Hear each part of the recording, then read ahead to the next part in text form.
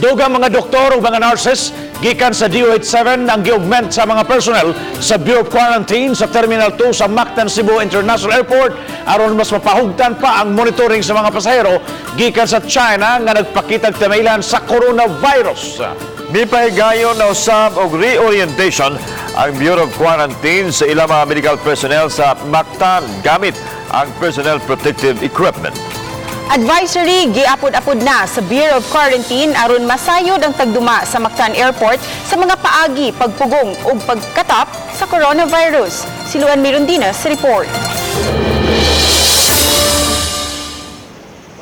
Heightened alert karon ang Bureau of Quarantine sa Mactan, Cebu International Airport human madawat ang kasayuran nga usa ka 5 anyos nga bata gikan sa Wuhan, China ang naghambin sa di pa matinong matang sa coronavirus. Aron pagsiguro nga ma-monitor gyud ang temperatura sa tanang mga pasahero gikan sa China, dugang thermal scanner ang gimuntar.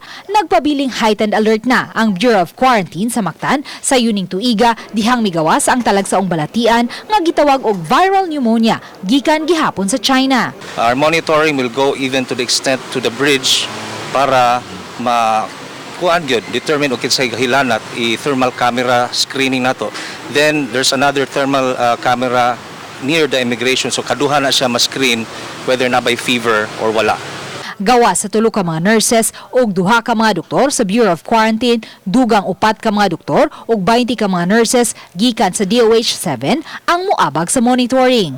Gi-reorient usab ang mga personnel sa Bureau of Quarantine unsaon paggamit sa personal protective equipment kon PPE aron pagpanlipod kanila batok sa coronavirus. So far na sila mga gipang screen sa doctors, no, and then daman tay mga parameters, and di man mo satisfy, meaning they don't na sila history of going to that place, no, so ikuan na nato ipa home quarantine ana, then call us kung na if you have signs and symptoms.